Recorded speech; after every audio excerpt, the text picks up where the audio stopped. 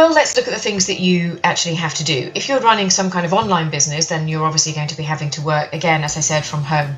And that's probably going to encompass things like writing. So perhaps if you're doing a blog, so you'll have to find somewhere to write. And some people do that in different places. Sometimes I write in bed, sometimes I write on the sofa, sometimes I write here, sometimes I write on my phone when I'm traveling about London. So there are different places to do it, of course, and you have that freedom, but you actually have to utilize that freedom.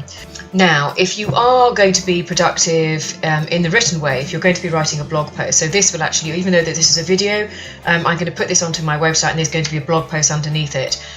So what I actually am going to do is write out pretty much what I've said, and it's going to be put onto my WordPress website, and for that I'm going to use Google Docs. So I can just dictate straight into Google Docs, and then all the wording will be there. I will just tidy that up, and then I can cut and paste that and add that on to my website, and that'll be the video above with everything down. So that's my way of being productive. You can do this through an iPhone. You can just activate, if you've got an iPhone, you can just activate the voice recognition, and you can just talk into that and it will come up on your notes.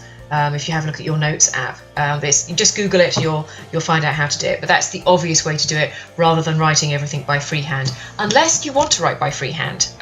This is one of the things that I do. If I need to get away from my desk, if I've been at my desk for a protracted period of time, I sometimes head off to Starbucks and I'll take my pencil and my pad and I'll just write freehand what I want to say, and then I can dictate it in. But it gets me out of the property and it gets me writing.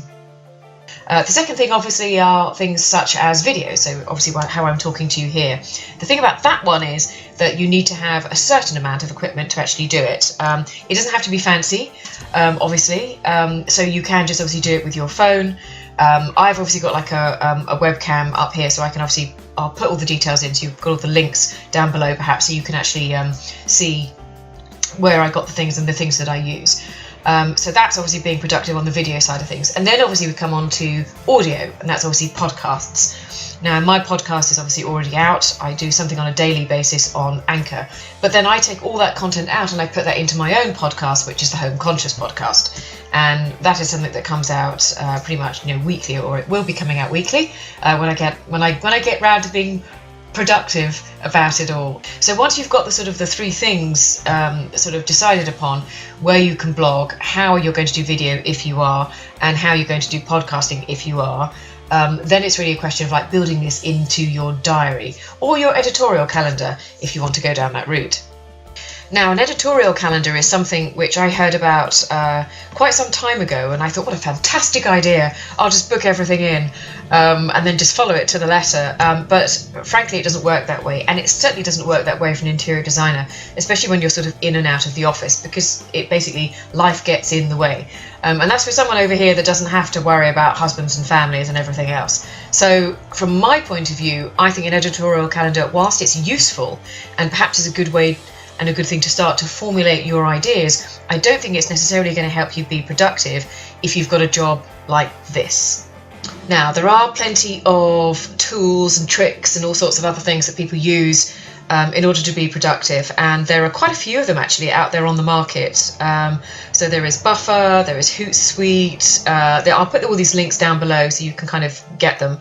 And there's lots of other different things. So I think most people would know that if you wanted to send a post out or something out on Instagram, that you can link it to your Facebook page, group, or whatever, and get it sent out there. And then from Facebook it can go on to Twitter and everything else. So as far as social media is concerned, the amount of tips and tricks and apps that you can now use in order to be productive that way is vast, and it's just finding the right one really for you. Now, which ones do I use? Well, I've used lots of different ones in different ways, and some I prefer and some I don't, and some of them are just more troublesome really than they should be. So Buffer is one I've tried, Hootsuite I've tried as well. I haven't tried Tailwind yet for Pinterest. I don't do as much on Pinterest as perhaps I could. I do use my boards. You can find me at Pinterest. I'll put a link up. It's a link down below, but I'll put a link up somewhere else for you to find me there. And generally I use some boards there for actually showing to clients and actually putting together rooms of furniture and colours and things so they can see them all in one place. So that's pretty much what I use Pinterest for, apart from some inspirational boards, which you'll see on there if you go and have a look. So it's worth having sort of all these sort of things to do, but unless you want to grow your business on these particular platforms, then you don't need to get every single app and every single social media sort of helping app possible. I would just literally have a routine.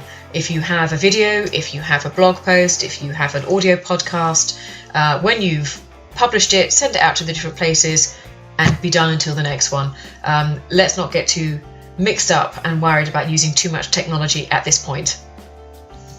So I think it's a good idea to actually cut yourself some slack, and basically I would try it for a week, or basically just try and do the actual task that you want to do and then see exactly how long it takes you to do.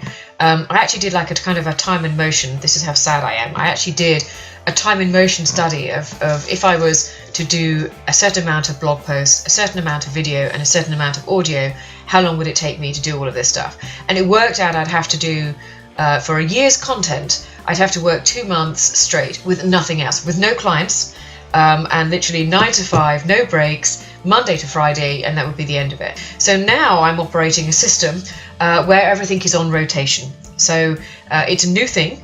I've just started it. I've no idea how whether it's actually going to work, but I'm hoping that it will, because I think that you just need to tackle one thing at a time. There is no point in putting too much on your plate and just hoping that you're going to be productive straight off the bat.